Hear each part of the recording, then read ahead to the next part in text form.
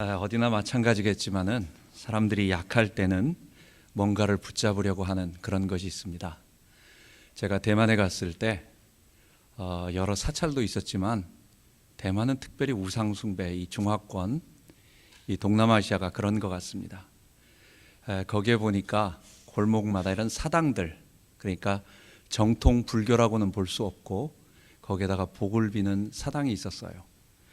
거기에 보니까 이렇게 사진을 보는데 한자로 보이는지 모르겠네요. 진부장군 묘 이래가지고 이제 어떤 불교라기보다는 사당을 이렇게 장군의 묘를 이렇게 하는 겁니다.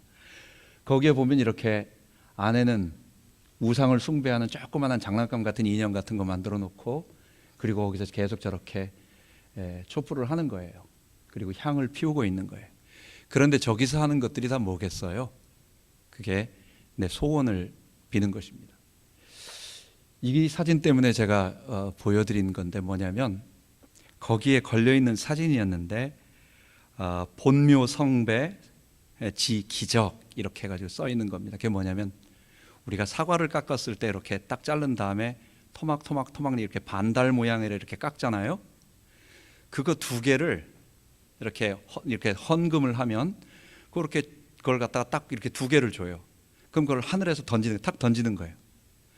그러면 그게 똑바로 쓰는 게 얼마나 될 가능성이 있겠어요? 대부분 이렇게 뒤집어지거나 다 이렇게 되겠잖아요. 근데 그게 반달 같은 것이 저기에 저렇게 섰다는 거예요.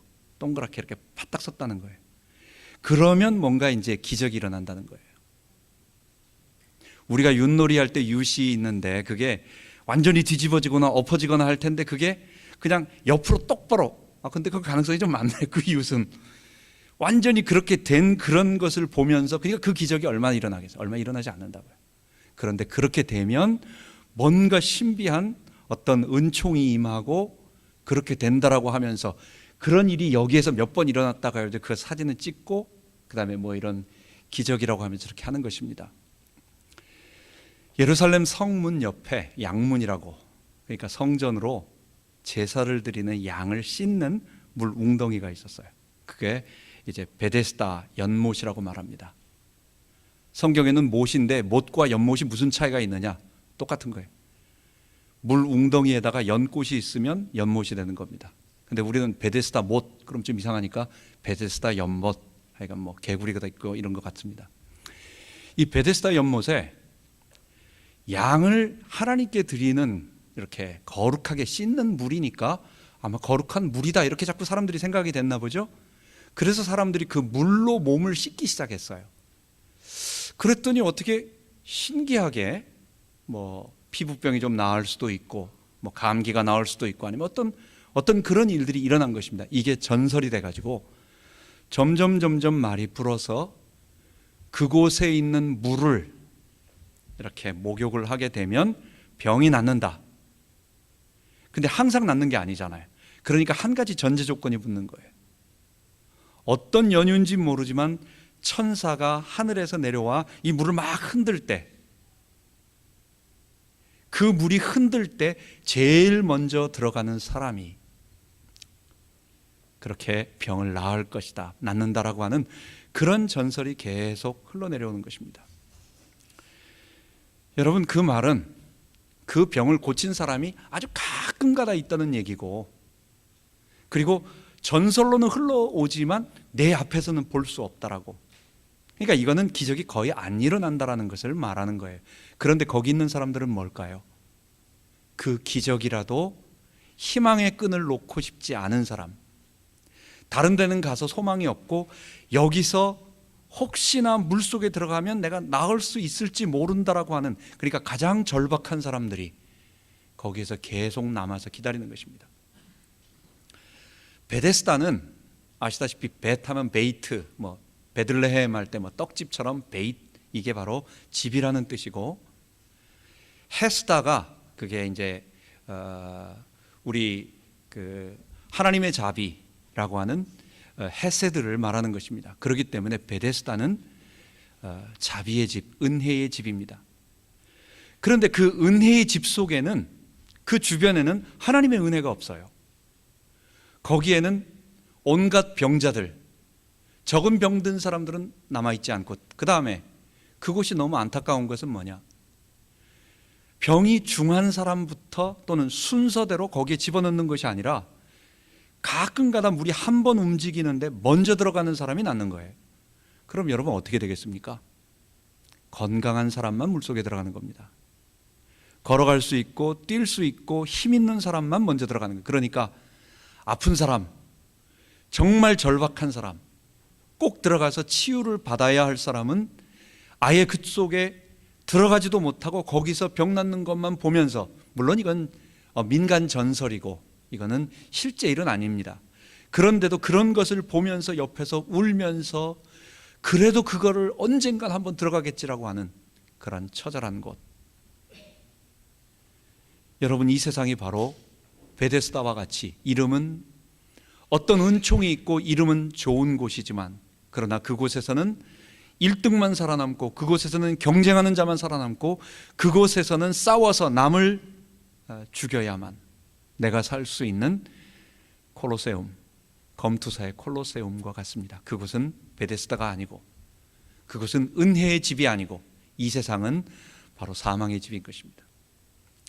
그런데 하나님의 은총이 임하는 사건이 벌어졌습니다. 그곳에 예수님께서 다가가셔서 병이 오랜 줄을 아시고, 38년 된 환자예요. 거기에는 자리에 누워서 일어날 수 없다고 했으니까 혈기 마른 자가 몸이 마비된 자, 그래서 그냥 중풍병자다, 반드시 의학적으로 중풍병자냐 그렇게 따질 필요는 없습니다.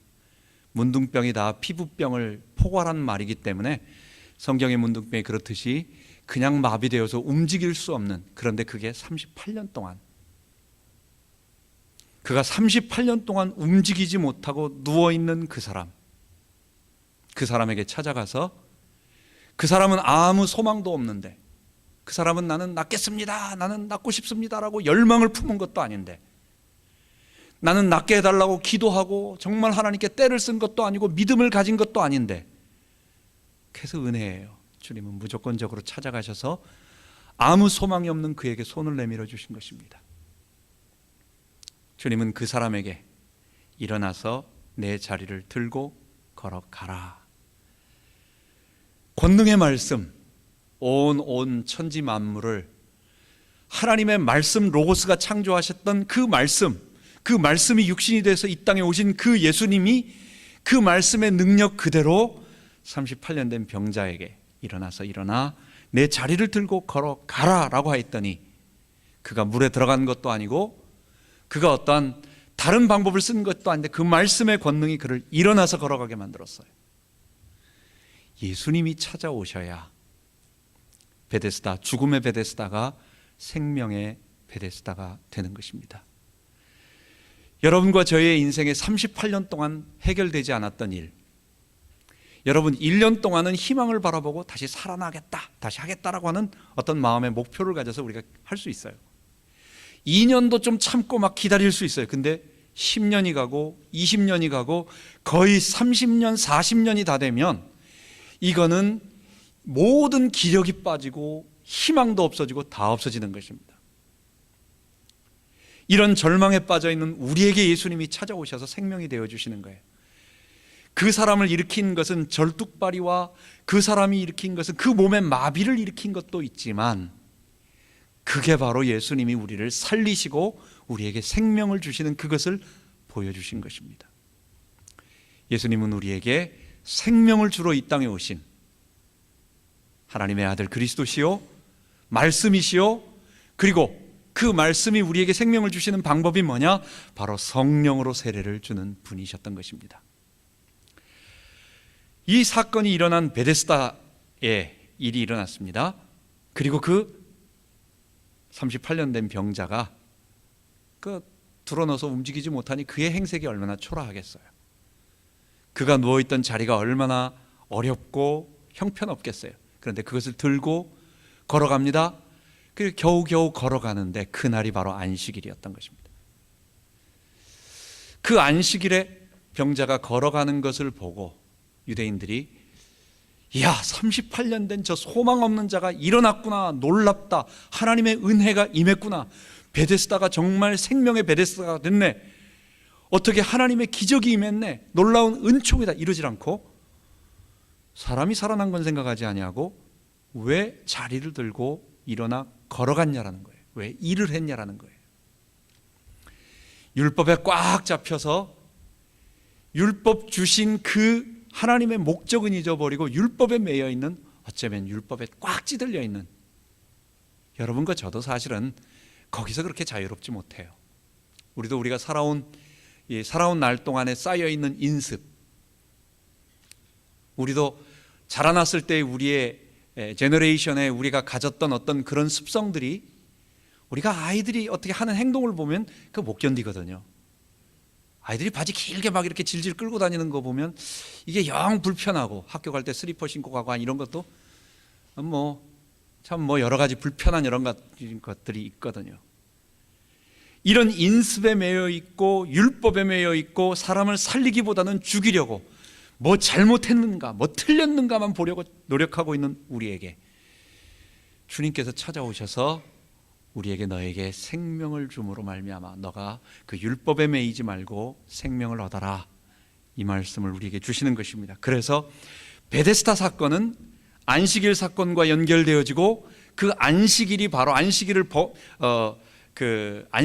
새롭게 어기시면서 새롭게 안식일을 성취하는 그리스도라고 하는, 내가 바로 그 하나님의 아들이라고 하는 그 예수의 확증과 마지막으로 그 예수님이 지금 우리에게 생명을 주신다라고 하는 이 결론으로 우리에게 베데스다 사건 기적이 우리에게 말씀을 하는 것입니다. 첫 번째 말씀을 본다면 예수님께서 안식일에 일부러 병자를 고치신 이유가 있습니다. 여러분, 안식일은 하나님께서 6일 동안 천지 만물을 창조하시고 쉬신 날이에요. 그 말은 무슨 말일까요? 어떤 일을 마쳤는데, 목수가 아니면 화가가 아니면 예술가든지 누구든지 자기 작품을 만들어서 끝냈는데 손댈 게 없어. 이건 퍼펙트야. 이거는 가장 완전해. 이건 어디가 조금 부족하기 때문에 내가 손대야 돼가 아니라 6일의 창조는 완전한 하나님의 창조예요. 온전하신 창조예요. 그래서 보시기에 심히 좋았더라 라고 말하는 것입니다. 하나님이 보시고 더 이상 손댈 것이 없이 그 인간을 정점으로 해서 그 인간이 하나님을 섬기며 이 피조물들을 잘 돌보고 관리하고 그 피조물들이 함께 돌아가고 있는, 그 안에 사람만을 얘기하는 게 아니에요. 사람이 다스리고 있는 피조세계 전체의 조화, 이것이 너무 아름답다라는 거예요. 이게 깨져버린 겁니다. 뭐 때문에? 그 사람이 자기 역할을 하지 아니하고 뒤틀어버려서 자기를 창조하신 하나님께 순종하며 그 하나님을 섬겨야 할 그가 하나님을 거부하고 자기 주인 돼서 살아가기 시작하니까 이 세상 피조물들이 전부 하나님을 향하지 아니하고 다 망가짐으로 말미암아 하나님의 창조가 깨졌다. 그래서 하나님은 그 불완전한 창조, 그 깨어진 하나님의 창조를 다시 회복하고 완성시키고, 이걸 다른 말로 뭐예요? 구원이에요. 구원하기 위하여, 살리기 위하여, 생명을 주시기 위하여 지금 일하고 계신 것입니다. 예수님이 일부러 의도적으로 안식일을 어기신 것은, 여러분, 성경에는 우리가 성경을 읽다 보면 창세기부터 시작해가지고 10계명의 한 20장, 그러니까 출애굽기 20장까지는 잘 나갑니다. 거기까지는 성경 스토리가 재미있기 때문에 나가요. 그런데 출애굽기 20장부터 거의 마지막 장까지 약간의 한두 사건이 있긴 하지만, 그 다음에 성막은 이렇다고 해서 성막 계시가 나올 때, 숫자가 나올 때부터 그 다음부터는 이제 좀 골치 아파져요. 그래서 겨우 큰 힘을 내가지고 이제 그걸 넘어갑니다. 그 민수기에 사람 숫자 나올 때도 조금 어렵지만 그래도 여기서 멈출 수 없다. 내가 정말 하나님의, 그래서 결심해 나가는데, 그 다음에 이제 여호수아 때는 재밌어요. 다윗 얘기 나올 때, 골리앗 얘기 때 재밌어요. 그 다음에 이제 역사서에 나가면 어려운 겁니다. 그리고 역사서 뒷부분에 그것과 연결되어지는 선지서가 어려운 겁니다. 성경은요, 출애굽기 20장에 하나님께서 모세에게 언약을 주시면서 이러이러하게 하나님을 섬기고 하나님께 나와라. 나는 이런 존재고 너희는 이렇게 나에게 나와라고 한 성막 계시가 있어요. 그런데 예레미야, 에스겔, 요엘, 호세아 그리고 스가랴 이런 이스라엘 멸망기 후반기 때 나오는 그 대표가 이사야예요. 그 선지사 때 나오는 선지자들 가운데 나오는 언약이 또 하나 있는데 그게 뭐냐? 새 언약이라고 하는 것을 하나님이 직접 명칭을 주셨어요. 거기에는 뭐라고 말하느냐? 내가 새 언약을 너희들에게 주는데 이 언약은 내가 너희 조상들의 손을 잡고 애굽 땅에서 인도하여 내던 날, 출애굽 때예요. 출애굽 때 준 그것과 다르다. 그때 새 언약 때 하나님께서 시내산 언약을 옛 언약이라고 말씀하신 거예요. 그것과 대비해서 설명해 주시는 것입니다. 그렇기 때문에 성경 전체를 읽으면 성경은 하나님이 시내산에서 주신 옛 언약이라고 하는 거룩함을 요구하는 옛 언약과 그 거룩함을 이루기 위해서 우리가 이렇게 해라, 율법을 지켜라, 안식일을 지키고 절기를 지키고 제사는 어떻게 하고 율법은 어떻게 적용해라라고 하는 그런 율법의 행위들까지 우리에게 주셨는데, 이게 뒤에 가면요 이사야 때부터, 그러니까 히스기야 멸망기 때부터 가는 거예요. 이스라엘 마지막 때부터 이제 주님이 서서히 말씀하시다가 예레미야를 통해서 아예 새 언약, 그 옛날 거와 다른 새 언약이 있다. 이제는 다른데 뭐냐? 성령을 너희 속에 집어넣음으로, 내가 나의 신을 너희 속에 두고 내 영을 너희 속에 둠으로 너희가 내 백성이 될 거다 라고 하는 이것을 말씀해 주신 거예요. 그래서 성경을 읽어보면 옛 언약은, 율법의 행위들은, 절기들을 지키는 것은 새 언약이 오면 그것이 종결되면서 그 새 언약 안에서 성령을 우리가 받음으로 이 율법을 제대로 지킬 수 있게 된다. 예수님은 율법을 없애버리고 폐기해버린 분이 아니라 나는 온전케 하러 온 자다 라고 하는 말이 무슨 말인지 알게 돼요. 예수님은 일부러 유대인들이 제일 싫어하는 율법을 지키지 않는 다른 부분들은 눈에 잘 보이지 않는 게 있어요. 할례 같은 거 잘 보이지 않아요. 그거는 어렸을 때 한 번 하는 것이고 그 다음에 보이지 않잖아요. 제사 지내는 거 가끔가다 한 번 하는 겁니다. 1년에 한두 번 하는 거예요. 보이지 않아요. 안식일은 일주일에 한 번씩 계속 돌아오는데 거기에 조금만 벗어나도 다 드러나는 거예요. 예수님은 일부러 안식일 날 보라고, 다른 날 고칠 수도 있는데 하는 거예요. 뭐냐? 안식일의 율법은, 안식일의 절기 지킴으로 너가 거룩해지는 것이 아니라 이제 새 언약이 시작되었다. 내가 바로 성령으로 너희들에게 세례를 주므로 너희가 나의 십자가와 부활에 동참하여 성령 받고 새 사람이 되면 이 새 언약 안에서 옛 언약에 이룰 수 없었던 그 거룩함들을 다 이루게 될 것이다. 그러니까 새 언약은 종결되었다라고 하는 그 안식일은 이제 그만 지켜야 된다 라고 말하는 것입니다. 얼핏 생각하면 여러분, 아니 우리가 예수님을 믿기도 하고 그 다음에 하나님이 말한 그 옛날 안식일 지키는 거, 안식일 좀 잘 우리가 아무것도 안 하면 좋잖아요. 옛날에 저희 같은 경우는 사실 저도 고3 때까지, 고2 때까지는 아마 주일날 공부 안 했던 것 같아요. 근데 고3 때는 너무 급해가지고 아마 예배는 드리고 그 다음에 혼자 도망가서 죄책스러운 마음으로, 옛날에는 그 월요일날 시험이어도 한 12시 넘어서까지 그냥 어떻게든지 안 하고 막 공부해야 되는데 막 힘들어하면서도 그랬다고요. 그런데 그게 아니라 이제는 뭐냐? 우리가 성령으로 주님을 즐거운 마음으로, 안식일은 일 안 하는 게 목적이 아니라 하나님의 일을, 거룩한 일을 하는 그 일이 중요하다는 것을, 그것을 구체적으로 보여주기 위해서, 다시 한번 말한다면 새 언약이 시작되었다라는 것을 우리들에게 말하기 위해서 예수님께서 일부러 그것을 선언하신 것입니다. 두 번째로 예수님께서 하신 말씀 중에 어려운 말이 있는데 유대인들이 큰 거부 반응을 일으키게 된 건 뭐였느냐면, 내 아버지께서 이제까지 일하시니 나도 일한다 라고 말하는 것입니다. 예수님이 안식일 날 일하는 것은 지금 하나님이 일하고 계신다. 근데 그 하나님이 일하시는 것을 아들인 내가 똑같이 보고 그 아버지가 하는 일을 나도 그대로 한다. 그러니까 지금 일한다도 중요하지만 그것보다 더 중요한 것은 내 아버지라는 거예요. 내 아버지. 구약 성경에 보면 하나님을 아버지로 표현하는 것이 좀 있습니다.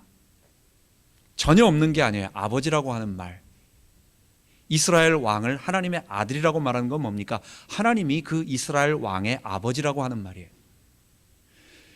그런데 구약 성경에 하나님을 아버지라고 부르고 나를 아들이라고 말할 때는 이거는 부자 관계를 얘기하는 게 아니에요. 그거는 주인과 종의 얘기요, 왕과 신하, 왕과 백성의 관계요, 이거는 목자와 양의 관계로서 이거는 주종 관계에 힘 있는 하나님이 너를 내 백성으로 삼아 내가 너를 돌봐준다라고 하는 그런 관계의 의미에서 내가 아버지처럼 너희를 따뜻하게 왕으로서 너를 보호할 거다. 폭군이 아니라 아버지와 같은 너희를 돌봐주는 왕이다. 그러니까 언약적인 의미에서 왕과 신하의 의미로 그런 의미에서 우리의 아버지라고 불렀지 혈연적인 내 아버지라고는 부를 수가 없는 거예요. 유대인들이 왜 예수님을 보고 깜짝 놀라고 저 신성모독, 저건 어떻게 감히 지가 하나님을 자기의 친아버지라고 말함으로 자기가 하나님이라고 말하는 거예요. 하나님의 아들이라는 말은, 예수님이 하나님의 아들이라는 말은 뭐 하나님 어머니와 아버지 사이에서 태어났다 그 얘기가 아니라, 그러니까 신인 동성 형, 그러니까 사람이 이해할 수 있는 방법으로 그렇게 우리에게 표현하는 것입니다. 혈연적인 그런 표현으로 아버지와 아들 관계로 우리가 이해할 수 있는 것으로 표현하는 것입니다. 하나님의 아들은 하나님과 본질이 똑같아요. 왜? 하나님께 나온 자니까. 하나님의 아들은 하나님의 본질이 똑같고 영광이 똑같고 권위가 똑같고 그 모든 것이 똑같기 때문에 그 사람하고 다르다라는 거예요. 그게 하나님이 아버지시고 내가 그의 아들이다라고 말한 것. 이 안식일 날 38년 된 병자를 고침으로 말미암아 그 다음부터 본격적으로 유대인들이 예수님을 핍박하기 시작하는데, 그 대표적인 것이 눈에 보였을 때는 안식일을 범했다라고 하는 부분과, 그러나 구체적으로는 그 예수님이 하나님을 자기 아버지라고 말했다는 것, 이것 때문에 그런 것입니다. 여러분과 저는 예수님을 어떻게 합니까? 여러분과 저는 앞으로 요한복음을 통해서 우리가 예수님이 하신 말씀이 좀 어려운 말들, 나와 아버지는 하나다, 나를 본 자는 아버지를 보았고 아버지께서 내 안에 계셔서 그의 일을 하시는 것이다, 나는 아버지의 말을 하기 때문에 내 말은 곧 아버지의 말이다, 이런 앞으로 요한이 하는 말들이 어떻게 보면 알 것 같기도 하고 어떻게 보면 조금 우리가 이해가 안 되는 것 같기도 하고, 이게 하여간 알 듯 모를 듯 무슨 선문답 같기도 하는 그런 느낌을 받게 돼요. 그런데 이 모든 것은 한 가지로 정리가 돼요. 보이지 않는 영이신 하나님이 우리 가운데 완전한 한 육체가 되셔서 이 땅에 오셨어요. 그 예수님은 하나님의 전 본체가 함께 오신 분이기 때문에 하나님, 그 성부 하나님의 98%쯤 된 분이 만들어져 가지고 이 땅에 오신 것이 아니라 완전하신 그분이 이 땅에 오셨어요. 그러니까 예수님도 100% 하나님이에요. 하나님과 분리불가한 동일 본질의 완전하신 하나님이세요. 그런데 놀라운 것은 이 육체가 되신 그 나타나신 영이신 하나님은 볼 수 없는데 우리에게 보이시기 위하여 나타나신, 우리와 똑같은 모습으로 육체가 되셔서 나타나신 하나님이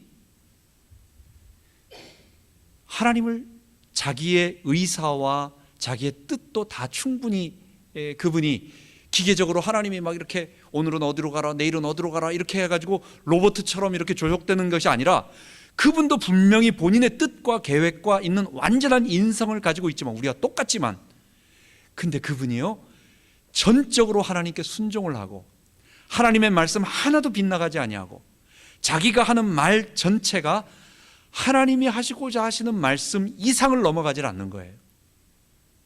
그렇기 때문에 예수님이 하시는 말씀은 100% 하나님의 말씀이 되는 겁니다.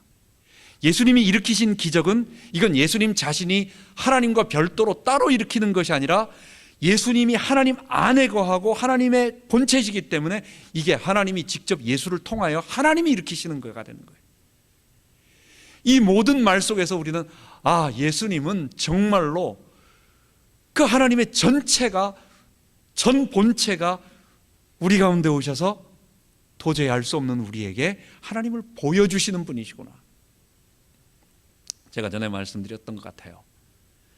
뉴욕에서 내려올 때 새벽 4시쯤에 막 내려오고 있는데 495 벨트웨이 27번, 그러니까 95 사우스 타고 내려오다가 거기서 딱 내리는 그 골목, 그 벨트웨이 그 안에 사슴 3마리가 들어와 있는 거예요. 그래가지고 그 갓길에 있는 거예요. 이게 들어와서 지금 물론 차가 한밤중이니까 새벽 4시, 3시쯤 됐으니까 그렇게 많지 않으니까 뭐 차가 그냥 막 그 나처럼 없잖아요. 근데 이놈들이 안으로 들어갈까 말까 지금 그러고 있는 거예요. 그 안에 뛰어들까 그 길로.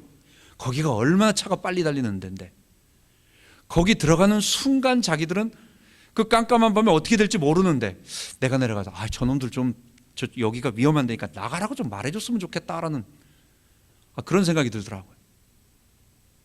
여러분 뭐겠어요? 하나님이 저 하늘에서 하나님의 말씀으로 자신을 계시하면 사람이 알아듣지 못해요. 그렇기 때문에 하나님께서 사람이 이해할 수 있는 방법, 그리고 사람이 전적으로 자기의 모든 지정의를 가지고 하나님께 순종하는 백성, 나의 죄인됨을 고백하기 위해서는 하나님이 육체가 되셔서 이 땅에 오시고 친히 우리를 위해 죽으심으로 그 죽으심 앞에 이렇게 우리가 뒤따라가서 그분의 손을 잡고 구원받는 방법만이 구원 얻는 것입니다. 여러분, 사람이 머리가 좋다 하면 한 발자국, 2발자국 것을 앞서 아는 사람입니다. 그 사람은 그래도 참 스마트하다 이렇게 봅니다. 어떤 사람이 생각으로 보통 10짜리 내가 모르는 10발자국 앞의 것을, 그러니까 어떤 일에 바둑에서 한 10수나 20수를 안다. 이거는 9단이에요, 9단. 9급짜리들은 다음 단계도 모르는데 9단은 한 20, 30까지 다 앞으로 여기다 놓으면 어떤 일이 벌어져 어떻게 되는 다 아는 거예요. 그런 사람들은 거의 천재라고 말하는 거죠. 대부분 사람들은 그러지 못해요. 하나님이 우리에게 모든 사람을 구원하기 위하여 하나님의 방법으로 말씀하여 주시면 몰라요. 그래서 예수님이 친히 이 땅에 오셔서 대신 죽으신 예수님의 십자가에 우리가 다 똑같이 그분을 보면서 나도 내 대신 저분이 죽었다는 것을 알고 믿음으로 저분과 함께 못 박혀서 나의 죽음을 선언하고 그분이 나의 왕이라고 고백하면서 그분을 주인으로 모셔드릴 때 성령이 내 안에 들어오셔서 나의 주인으로 그리스도와 연합되면 그때부터 거룩한 백성으로 되어져가는 구원, 주님이 그래서 성삼위 하나님께서 육체가 되셔서 이 땅에 오신 것입니다. 그러므로 말미암아 이제 마지막 오늘 이 베데스다 연못의 중풍병자를 고치신 그 예수님의 기적이 우리들에게 무엇을 의미하는가, 주님이 하시고자 하시는 말씀을 우리들에게 마지막으로 정리하도록 하겠습니다. 세 번째입니다. 아버지는 지금 아들 예수 그리스도께 생명과 심판의 권세를 주셨다는 것입니다. 아들을 이 땅에 보내주셨어요. 그리고 아들을 믿는 자, 그들이 저 마지막 날 영생을 얻는 것이 아니라 지금 이 자리에 구원을 얻는 것입니다. 내가 진실로 진실로 너희에게 이르노니, 아주 강하게 강조하시는 거죠. 정말로 내가 너에게 말한다. 내 말을 듣고 또 나 보내신 이를 믿는 자는, 예수님이 하는 말은 100% 하나님이 하신 말씀이에요. 그 내용도 그렇고 그분의 표현조차도 예수님은 하나님을 어긋나지 않아요. 그렇기 때문에 예수님의 말은 그 모든 말이 하나님께서 직접 우리에게 하시는 말하고 똑같아요. 그러니까 예수님의 말을 믿는 사람은 하나님을 믿는 거예요. 성부 하나님을 믿는 거예요. 영생을 얻었고 심판에 이르지 아니하나니 사망에서 생명으로 옮길 것이답니까? 옮겼느니랍니까? 지금 이 자리에서 옮기는 것입니다. 우리의 구원은 미래에 완성되어진 것을 직접 우리 손으로 잡아서 체험하는 것이지, 그 구원은 거기 가서 결정되는 게 아니에요. 예수님은 지금 이 자리에 우리와 함께 하시고, 그리고 성령으로 우리와 함께 하시며 하나님 보좌 우편에서 성령으로 우리를 통치하시며, 그 구원을 누구든지 지금 예수를 믿으면 우리가 비록 부족하고 아직 완전하게 그 생명이 우리를 장악함으로 내가 구원받은 모습이 나타나진 않는다 할지라도 구원은 여기서 지금 이루어지는 것입니다. 우리의 구원은 여기서 이루어집니다. 그 일을 위하여 예수님이 우리 가운데 오신 것입니다. 우리는 자꾸만 이러한 예수님이 우리를 구원하셨다라는 사실보다는 마지막 날 이루어질 구원만 생각하기 때문에 구원은 저 미래에 이루어질 것이다. 그래서 25절에 보면 죽은 자들이 진실로 너희에게 이르노니 죽은 자들이 하나님의 아들의 이 음성을 들을 때가 오나니 곧 이때라. 뒤쪽에 보면 그렇게 나와 있습니다. 죽은 자들이 하나님의 아들의 음성을 들을 때가 오나니 곧 이때라. 죽은 자들이 살아나리라. 여러분, 이 말 24절과 25절 하나님께서 영생을 얻게 하고 사망에서 생명으로 옮겼다라고 말씀하시고, 그리고 죽은 자들이 살아난 때가 바로 이때라고 말씀하셨어요. 그때가 언제예요? 마지막 심판 때가 아니에요. 심판에서 부활하는 모습을 말하는 게 아니에요.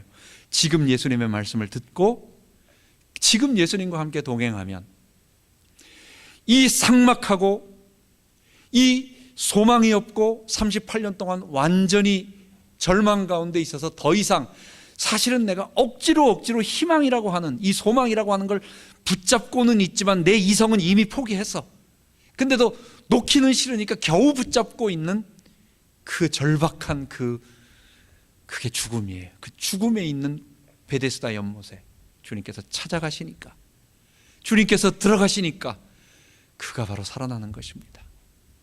여러분, 우리가 구원을 먼 미래의 것으로 믿지 말고 예수님이 지금 내 안에 오셔서 나의 주인이 되심으로 사망에서 생명으로 옮겼다라고 하는, 그리고 지금은 예수님이 내 안에 가시는 곳마다 죽음이 다 살아나는 거예요.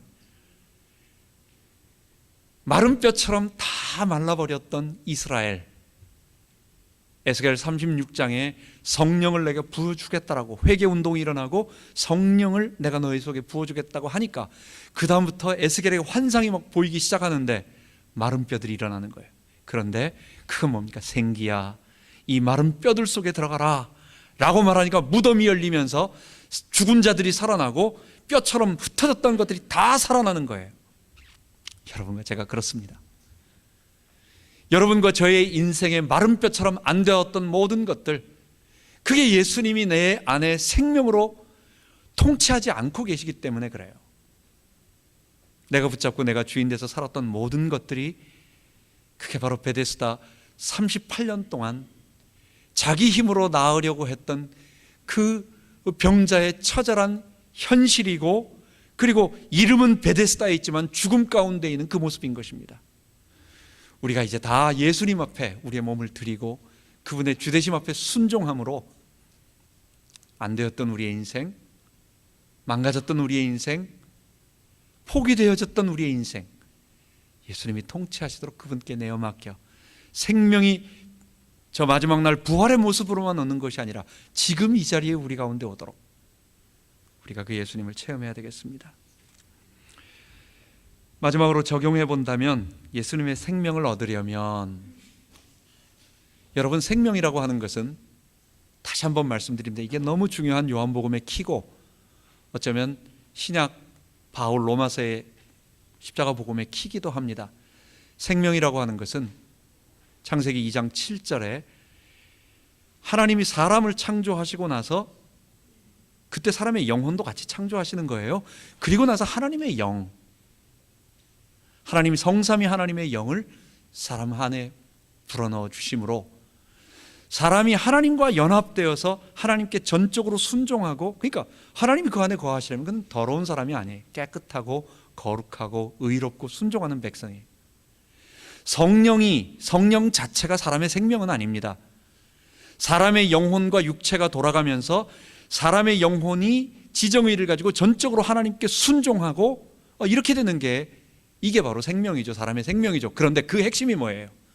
하나님의 영이 우리와 함께 하시는 것입니다. 하나님의 성령, 거기선 성령님만 내 안에 계시고 성부는 딴 데 계시고 또 예수님도 딴 데, 성자 예수도 딴 데 계신, 그런 게 아니죠. 성삼위 하나님의 영이시죠. 그 하나님의 영이 우리와 함께 하시는 거예요. 그러니까 하나님의 영이 우리 안에 거하시는, 그러므로 말미암아 우리가 주님께 순종하는 것입니다. 그렇기 때문에 생명을 단순한 어떤 물질이라든지 어떤 기운으로만 생각하면, 내가 생명을 받았다, 그럼 나는 아무것도 할 게 없어, 이제 끝난 거야, 생명이 내 속에 있으니까, 이렇게 생각하기 쉬워요. 근데 생명 받았다는 얘기는 뭐예요? 성령님이 내 안에 들어오셔서 내가 하나님께 순종하는 그 모습이 되었다는 거예요. 다시 말씀드립니다. 성령님은 예수의 영이세요. 그러니까 예수님이 내 안에 주인으로 들어오시고 성령님이 내 안에 지금 보이지 않는 영으로 나와 붙잡아 주심으로 말미암아 내가 본래 에덴에서 창조되어졌던 것처럼 하나님과 충만하게 연합함으로 내가 하나님과 동급이 된다는 얘기가 아니라 완전하고 거룩한 피조물로서 하나님께 전적으로 순종하는 피조물이 되었다는, 그게 생명이고 우리에게 기쁨이에요. 여기에는 한 가지 딱 하나가 필요한 게 뭐예요? 내가 하나님께 순종하는 전적인 나의 자발적인 순종이 필요한 것입니다. 우리는 타고나면서부터 하나님 싫어해요. 우리의 본질은 하나님에 대해서 무관심하고, 그리고 극단적인 사람은 하나님에 대해서 분노의 마음을 품고 있습니다. 그건요, 우리의 마음의 본성이에요. 우리의 마음속에 가지고 있는 우리의 본성 자체가 아담처럼 내가 하나님 되어 살겠다라고 하는 죄의 본성이 있어요. 이런 우리는 그냥 놔두면 절대로 하나님께 순종하지 않습니다. 심지어 우리가 언제 예수님을 만나서 내 안에 주인으로 모셔도 내가 조금만 잊어버리면 벌써 난 딴 데가 있어요. 나는 내가 주인 돼서 살고 있어요. 이런 우리는요, 안 되는 거예요.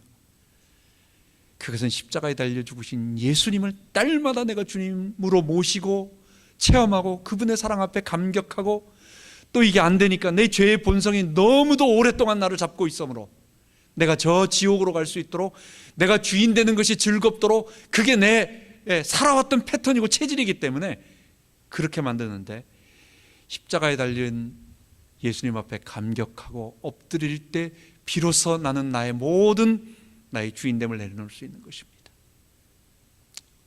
우리 집에 강아지가 한 마리 있잖아요. 이놈은 빨래하면 양말 물고 신발도 물고 그래. 그러면은 야 그거 drop it, 그거 내려라. 미국 개니까 영어로 말해야 된다고. 이게 또 그 똥개 너 그거 내려놔 이렇게 말 안 하고 drop it. 애들이 그렇게 하더라고. 어쨌든 영어로 이게 안 나와요. 이게 그러면 잡으러 가면은 또 도망가는 줄 알고, 이게 쫓아오는 줄 알고 이게 식탁 밑에 들어가기도 하고 막 이런단 말이에요. 딱 하나 있어요. 방에 들어가서 어떤 트릭 같은 거 하나, 아니면은 조그만한 부스러기, 과자 부스러기 하나 놓고 옆에 딱 주면은 놓습니다. 사람은요, 더 좋은 것 그거 주기 전까지 내 걸 안 내려놔요. 예수님의 십자가와 그분의 성령이 나와 함께한다는 사실을 체험하고 그분의 주되심을 정말로 체험할 때만 비로소 나는 내가 주인 돼서 살던 것이 이게 아무것도 아니구나, 이게 어리석은 거구나 라는 것을 알고 내 손을 놔요. 우리는 IQ가 강아지 비슷해요. 그분 앞에 내어놓자고요. 여러분, 그게 성경이 말하는 것입니다. 39장에 보면 너희가 성경에서 영생을 얻는 줄 생각하고 이 성경을 상고하거니와 이 성경이 곧 내게 대하여 증거하는 것이니라. 성경 많이 아는 지식, 여러분 좋지만 그 성경이 말하고자 하는 핵심을 알아야 됩니다. 우리는 신약이라고 하는, 좀 더 말한다고 하면 예수님의 십자가와 부활, 그분이 하나님의 아들, 육체가 되셔서 이 땅에 오신 하나님의 아들이시고 그분의 십자가와 부활을 통해서 모든 죄인들이 그분 안에 동참함으로, 그러니까 나도 그리스도와 함께 죽고 그분이 내 안에 주인으로 사시는, 이걸 부활을 믿는다라고 말하는데, 이때 우리가 구원 얻는다라고 하는 것을 정말로 체험한 그 눈으로 구약을 바라보는 겁니다. 그렇지 않으면요, 랍비들은요, 어떤 랍비는요 정말 율법을 다 외웁니다. 여러분, 그거 외우는 게 얼마나 어려운지 아세요? 로마서 다 외워도요, 이게 한 3일쯤 안 외우면 약간 토시가 틀려져. 내용은 안 잊어버려. 근데 토시가 틀려지고 약간 달라져요. 일주일 안 외우면 다시 확인해야 돼. 이게 2, 3일만 가도 계속 그래요. 성경은 무엇을 말하느냐? 예수님이 그리스도시고 그 예수님의 십자가를 통하여 하나님의 성령이 우리 가운데 오심으로 우리가 하나님 백성 된다. 그러므로 율법의 요구를 다 이룰 수 있다. 우리가 거룩한 하나님의 백성이 된다. 여러분, 그 성경을 사랑하고 읽고 듣고 묵상하고 체험하시기 바랍니다. 뿐만 아니라 우리는 십자가와 부활에 날마다 참여해야 되는데, 그럼 뭐가 십자가와 부활에 참여하느냐? 사탄이 우리를 두렵게 하는 것이 딱 하나 있어요. 내가 주인됨으로 나타나는 것은 내일 일에 대한 염려가 이게 제일 큽니다. 우리는 없이 살아왔고, 우리는 늘 문제가 온 것을 해결하려고만 왔기 때문에 해왔긴 그런 삶 속에서 왔어요. 그게 죄의 세상이에요. 그렇기 때문에 세상에서 모든 것들이 잘못되는 가능성들이 얼마나 많은지 몰라요. 사탄은 우리에게 염려를 줍니다. 사탄은 우리에게 두려움을 주고, 그 두려움이 점점 공포가 되고, 마지막에는 그 공포가 나를 사로잡아요. 무서움이 나를 사로잡게 돼요. 여러분, 무당이 우리들에게, 사람들에게 찾아갔을 때 내일 일을 알아맞히면 여러분 뭐 하는 얘기입니까? 어떤 사람들이 물어, 내일 일 어떻게 되죠? 무당에게 찾아가는 것은 너 내일 이런 일이 있으니까 어려울 거야. 너 내일 탁 교통사고 만나. 뭐 그렇게 될 거야. 아, 알겠습니다. 잘 됐네요. 그거 알아보러 가는 거예요? 그거 아니에요. 물어보러 가는 것은 내일 일에 있을 것, 그러면 나 어떻게 해결해야 되죠? 그거 어떻게 피하죠? 이 피할 길을, 우리가 염려하는 것은, 이 두려움을 사탄이 우리에게 주는 것은 그 해결책을 위해서 나를 의지하고, 그러니까 사탄을 의지하고, 아니면 너 방법을 쓰고, 하나님이 너와 함께 계신다라고 하는 사실을 자꾸 잊어버리고, 하나님이 너를 통치하시기 때문에 그 문제가 없다라고 하는 것, 그게 아니라 내일 이런 일이 있으니까 이렇게 준비해야 되고, 이럴 때는 이런 방법을 써야 되고, 그거 하라는 거예요. 그 염려가 바로 그걸 얘기하는 거예요. 너희 염려를 다 주께 맡겨버리라. 이는 저가 너희를 권고하심이라 주께서 우리에게 말씀하여 주셨어요. 사탄이 우리에게 죽기를 무서워함으로 일생에 매여 종로로 타도록 만들었습니다. 그런데 그 죽음을 이기시고 승리하여 생명을 우리에게 주셨어요. 그렇기 때문에 내일 일 주님께서 다 채워주시니까 내일 일은 내일 염려할 것이요. 그럼 내일 있을 염려는 그날 가면 또 내일에 있어요. 우리 주님께 다 내어 맡기고, 주님 나 죽지 않게 하신다. 감당할 수 없는 시험은 피할 길을 내사 능히 감당할 것만 우리에게 주신다. 그렇기 때문에 우리가 즐거운 마음으로, 그게 십자가와 부활에 동참하며 오늘을 살아가는 것입니다. 두려워하지 아니하고 믿음으로 오늘도 살아가는 우리 되기 바랍니다. 기도하겠습니다. 하나님 아버지, 우리는 다 베데스다 연못 그곳에 죽음에 잡혀 38년 동안 소망이 없이 살아가던 자들이었는데, 하나님이시오 하나님의 아들 되시는 예수님께서 우리 가운데 오셔서 생명을 주시고, 그 생명이 우리 안에 거함으로 말미암아 이제는 우리가 살아나게 되었습니다. 그리고 이 생명은 먼 미래에만 주어지는 것이 아니라 지금 이 자리에 우리를 살리는 생명이었습니다. 주님, 우리가 매일 살아가는 동안 두려움 속에서, 사탄이 주는 두려움 속에서 하나님이 너를 보호한다는 것을 잊어버리면 바로 들어오는 이 내일 일에 대한 염려로 우리가 걱정하게 됩니다.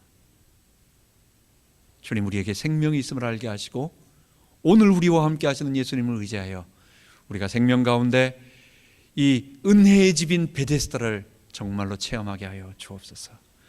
우리 주 예수 그리스도의 이름으로 기도하옵나이다. 아멘.